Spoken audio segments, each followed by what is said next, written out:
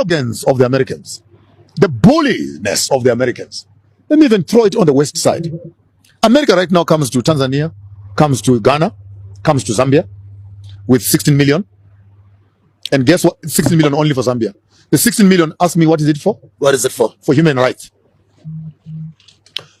Across the river, China and Russia coming to South Africa. Ask me for what? For what? For a military training and skills sharing of security. So the Americans are more interested in a transgender, homosexual agenda around the world. They will invest their money and give you money to protect human rights. Russia and China are coming with weapons and militarization strategies so that we can protect ourselves. So I want to say this very loud and clear to the Americans. Continue on your transgender agenda. Stay there. Leave us to do politics on the other side. Because what we need right now is not a minority human rights activation. What we need is a societal transformation.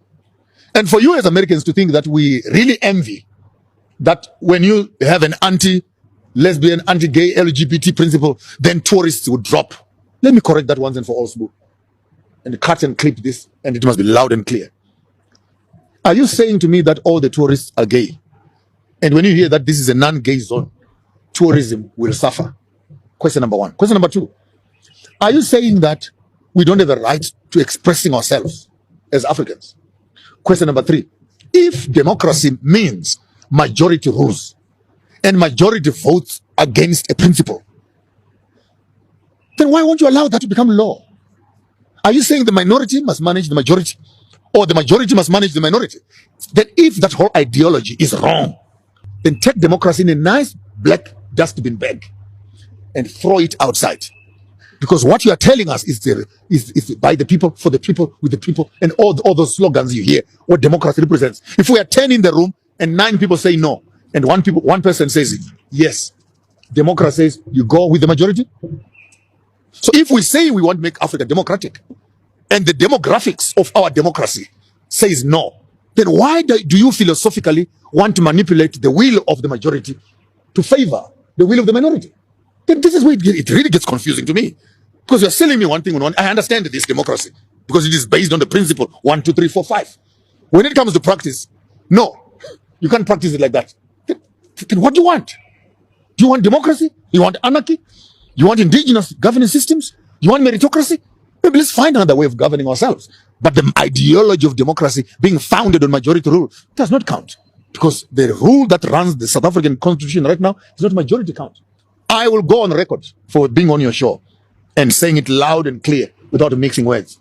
Put 100 people on an island and lock them away from everybody. Put 100 people on an island who are heterosexual. Those are homosexual. Come back after 50 or 20 or 30 years. On that island, you'll find graves with no living being there.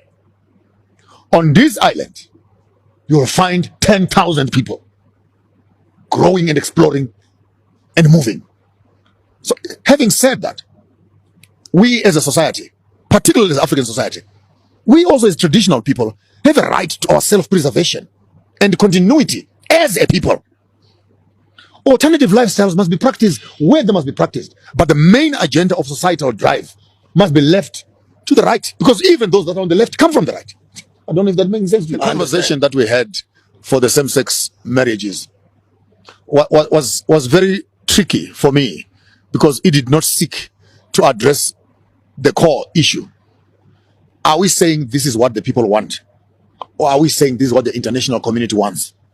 Point number one. Point number two, in the event that I decide as a heterosexual that I want to bring up my children in a heterosexual way, why does the homosexual want to stand on the path of my own children and how I want to institutionalize them, and then pollute them with what they want? If you want to pollute these children, make your own.